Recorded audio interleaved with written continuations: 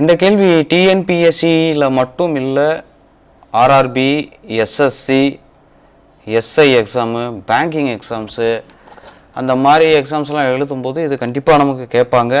என்ன அப்படின்னா, டிஎன்பிஎஸ்சியில் இருந்து தமிழ் மீடியத்தில் இருக்கும், மற்றவை இங்கிலீஷ் மீடியத்தில் இருக்கும். இவ்வளோதான் வித்தியாசம்.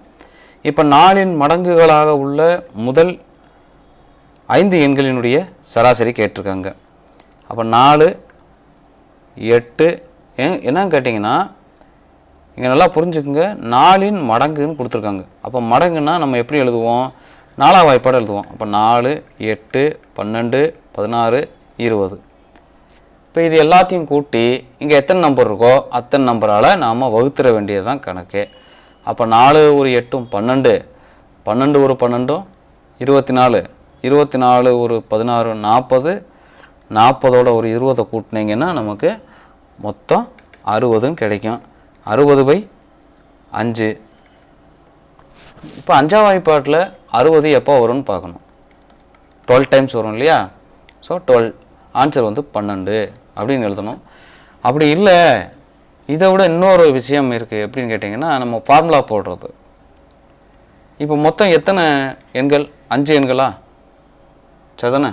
அப்போ 5 + 1/2. ஏன்னா அது இயல் எண்ணில் இருக்குது, அதனால் n + 1/2. 5 + 1 6, 6/2 இன்ட்டு மொத்தம் மடங்கு எத்தனை? 4. So 5 + 1 6, 6/2 into 4. 1 2, 2 6, 3 12. ஸோ ஆன்சர் எப்படின்னாலும் நமக்கு ஒன்றா தான் வரும். ஒரு சம்முக்கும் நமக்கு 2 மெத்தட். இங்கே நமக்கு என்ன இருக்குது அப்படின்னா, 10 முதல் 30 வரையிலான எண்களில் 3ஆல் வகுப்படும் எண்களினுடைய சராசரியை காண்க. இங்கே 3ஆல் வகுப்படும் அப்படின்னு நம்ம சொல்லிட்டாலே 3ஆவது வாய்ப்பாடு, அதாவது தேர்ட் டேபிள் நம்ம எழுதணும். எப்போ இருந்து எழுதணும் அப்படின்னா, 10க்கு மேலே 30க்கு உள்ள. அப்போ 30 எப்போ வரும்? 10 3s are 30, கரெக்டாக? 3 3s are 9, அதுக்கப்புறம் 4 3s are வந்துடும். 4 3s are 12. அப்போ 10க்கு மேலே இருக்குது. அப்போ 12 தான் ஃபஸ்ட் நம்பர். அதுக்கப்புறம் 15, 18, 21, 24, 27, 30 எடுத்துக்கலாமா வேண்டாமா? இதுதான் கேள்வியே. அப்போ 30 கண்டிப்பாக நாம் எடுத்துக்கணும். 30 வரையிலான மொத்தம் எத்தனை நம்பர் இருக்குது?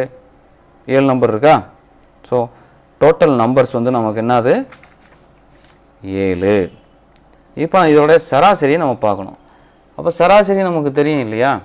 இப்போ இது எல்லாத்தையும் கூட்டி இங்கே எத்தனை நம்பர் இருக்கோ அதால் நம்ம வகுக்கணும். 12 எதெல்லாம் கடைசியில் 0 0ன்னு வருமோ அந்த நம்பர்லாம் கூட்டிடுங்க. ஒரு உதாரணம் பாருங்கள். இப்போ 12ஐயும் 8ஐயும் கூட்டினீங்கன்னா 30, சரிங்களா? 30 30 60. அப்போ 3 எண் முடிஞ்சு. 12, 18, 30 முடிஞ்சா 60 வருதா? சரி, அடுத்து வேறு எதுவும் வாய்ப்பு இருக்கான்னு பார்த்துக்கணும். இல்லை அப்படின்னா டைரெக்டாக உங்களால் ஆட் பண்ண முடிஞ்சா டக்கு ஆட் பண்ணிக்கோங்க. ஒரு 15 ஒரு 21 36, 36 ஒரு 4 40, 42, 40 ஒரு 20 60, இங்கே ஒரு 60 + ஒரு 27. உங்களுக்கு ஈஸியாக போயிடும். 7 12 14 147. அப்போ 147 7ஆல் வகுக்கும்போது நமக்கு என்ன கிடைக்கும் பாருங்கள். 7 14, 1 7. அப்போ மொத்தம் நமக்கு 21.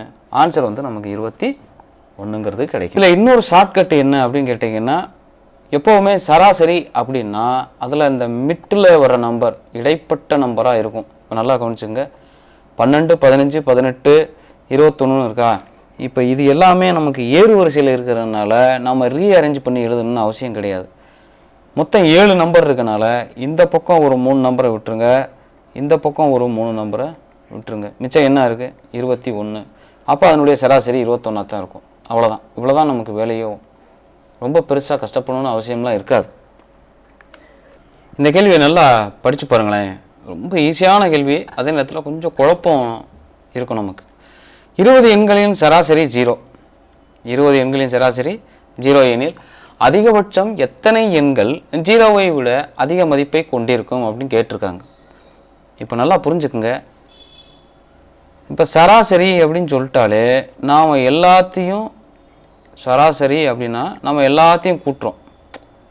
சிக்மா எக்ஸு பை என்னும்பாங்க. எல்லாத்தையும் கூட்டி அது எத்தனை நம்பர் இருக்கோ அத்தனை நம்பரால் நம்ம வகுக்கணும். சரியா? இப்போ கேள்வி என்னென்னா, இதில் எத்தனை எண்கள் ஜீரோவை விட அதிகமாக இருக்கும்? 19 எண்ணு ஜீரோவை விட அதிகமாக தான் இருக்கும்.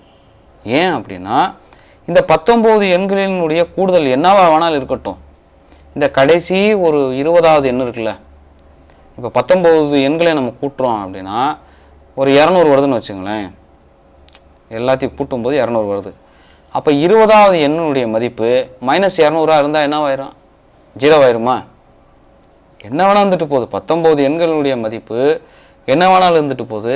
ஆனால் 20வது எண்ணினுடைய மதிப்பு நமக்கு இதே எண்ணை மாதிரி நமக்கு மைனஸில் இருக்கும். அப்போ தான் ரெண்டையும் கூட்டும்போது நமக்கு ஜீரோ கிடைக்கும். 0/20 அப்படின்னா நமக்கு ஜீரோ தான் ஆன்சர். அப்போ 19 எண்கள் நமக்கு என்னவாக இருக்கும்? ஜீரோவை விட அதிகமான எண்ணாக தான் இருக்கும். ஒரு எண்ணோ 2 எண்ணோ இருக்காது. 19 எண்ணுமே ஜீரோவை விட அதிகமாக தான் இருக்கும். இதில் இருக்கக்கூடிய சின்ன சின்ன ஷார்ட்கட்ஸை நம்ம பார்த்து வச்சுட்டோம் அப்படின்னா நமக்கு டைமிங் வந்து ஈஸியாகிடும், கொஞ்சம் சேவ் ஆகும். பாருங்களேன், அடுத்தடுத்த ஒற்றைப்படை எண்களினுடைய சராசரி நமக்கு எவ்வளோ கொடுத்துருக்குறாங்க அப்படின்னா 61 எனில் அந்த சராசரியில் மிகப்பெரிய எண்ணிற்கும் மிகச்சிறிய எண்ணிற்கும் உள்ள வித்தியாசம் என்னன்னு கேட்டிருக்காங்க. நம்ம ஏற்கனவே சொல்லியிருக்கோம். என்ன அப்படின்னா, இந்த சராசரி அப்படின்னு சொன்னால் இது நடு எண்ணாக இருக்கும். எது சராசரியாக இருக்கோ அது கண்டிப்பாக நடு எண்ணாக இருக்கும். அப்போ 61 நடு எண்ணாக இருக்கும். அப்போ 61க்கு முன்னாடி என்ன நம்பர் இருக்கும்? 59. அதுக்கு முன்னாடி 57. அப்போ இது பூரா ஒற்றைப்படை எண். புரியுங்களா? ஏன் நம்ம 59 57ன்னு எழுதுகிறோம் அப்படின்னா ஒற்றைப்படைங்கிறதுனால அதை எழுதுகிறோம். இப்போ 3 நம்பர் வந்துச்சு. அதுக்கு அப்புறம் 63 மற்றும் என்ன வரும்? 65. சரியா? இப்போ அவங்க கேட்குற கேள்வி என்ன அப்படின்னா, மிகப்பெரிய எண் இந்த சராசரியில் இது மிகப்பெரிய எண் என்னது? 65. மிக சிறிய எண் என்ன? 57. அப்போ 65க்கும் 57க்கும் உள்ள வித்தியாசம் என்ன? வித்தியாசம்னா கழிச்சோம்னா நமக்கு என்ன வருது? 8ங்கிறது வருது ஆன்சர். அவ்வளோதான். இது நான் உங்களுக்கு எக்ஸ்பிளைன் பண்ணுறதுனால கொஞ்சம் டைமிங் அதிகமாகும். நீங்கள் இதை பார்க்கும்போது இன்னும் கொஞ்சம் உங்களுக்கு ஈஸியாக புரியும். கான்செப்ட் என்ன அப்படின்னா, சராசரி அப்படின்னு கொடுத்துட்டா அது மிடில், அதாவது நடு வேல்யூவாக இருக்கும். இதுதான் கான்செப்டு. இந்த கேள்வியை நாம் புரிஞ்சிக்கக்கூடிய விதத்தில் இருக்கணும். எப்படி அப்படின்னா, ஒரு படகில் பயணிக்கக்கூடிய 5 நபர்கள் அவர்களுடைய சராசரி எடை 38 கிலோ அப்படின்னு கொடுத்துட்டா, அப்போது நபர்களும் சராசரியும் கொடுத்துட்டா ரெண்டையும் பெருக்கிறோம். அப்போ 5 × 38. 5 38 என்ன கிடைக்கும் நமக்கு? 190. இன்னும் 38ஐயும் 5ஐயும் பெருக்கும்போது 8 40, மிச்சம் 4, 3 5 15, 15 4 19, 190. இப்போ படகோடு சேர்த்து நாம் கவுண்ட் பண்ணுறோம். அப்போ மொத்தம் 6 பயணி ஆகிட்டோம். 6 பயணிகளில் 52 கிலோவுக்கு கொடுத்துருக்குறாங்க. அப்போ 52ஐயும் 6ஐயும் பெருக்கிறோம். 6 2 12, மிச்சம் 1, 6 30, 31, மொத்தம் 312 எனில் இப்போ மொத்தம் எடை வந்து இதில் 6 பேரோட சேர்த்து 312. சரிங்களா? இது 190. ரெண்டையும் கழிச்சிட்டா நமக்கு படகோட எடை கிடச்சிரும். அப்போ 312 - 190 ரெண்டையும் கழிச்சா நமக்கு என்ன கிடைக்கும்? 122 கிலோ. எப்படி அப்படின்னா, இங்கே பாருங்கள், 312 190ஆல் கழிச்சிருவோம். 2 1ல் 9 போகாது, அதனால் இங்கே 11 ஆயிரும். 11ல் 9 போச்சுன்னா 2, 2ல் 1 போச்சுன்னா 1, மொத்தம் 120. இப்போ சராசரி கேள்விகளை பற்றி நம்ம பார்த்துக்கிட்டு வரோம். அதில் இப்போ இங்கே என்ன கொடுத்துருக்குறாங்க அப்படின்னா, இந்த மாதிரி கேள்வி ரொம்ப முக்கியமான கேள்வி. ஏன்னா ஒரு கேள்வி கண்டிப்பாக நமக்கு இருக்கும். 5 எண்களின் சராசரி 27 மற்றும் அதிலிருந்து ஒரு எண்ணை நீக்கும்போது அதனுடைய சராசரி 25 என மாறுகிறது எண்ணில் நீக்கப்பட்ட எண்ணை கண்டுபிடி. ஏற்கனவே நம்ம இதுக்கு முன்னாடி பார்த்த கணக்கு மாதிரி தான் இந்த கணக்கும். அதில் கூட்டியிருப்போம், இதில் கழிக்க போகிறோம், அவ்வளோதான். 5 எண்களின் சராசரி. அப்போ 5 × 27 எவ்வளோ வரும்? 7 35, மிச்சம் 3, 2 10, 13, 135. கரெக்டா? ரைட். அதுலேருந்து ஒரு எண்ணை குறைச்சிட்றோம். 5 எண்ணிலேருந்து ஒரு எண்ணை குறைச்சிட்டா மிச்சம் நமக்கு எத்தனை எண்ணு இருக்கும்? 4 எண்ணு இருக்குமா? இப்போ நமக்கு 4 எண்ணு இருக்குது. அதனுடைய சராசரி நமக்கு 25. 4 25 100. இப்போ இது ரெண்டில் கழிச்சோம்னா நமக்கு என்ன கிடைக்கிது? 35. அப்போ ஆன்சர் வந்து நமக்கு 35ன்னு வரணும். அவ்வளோதான்.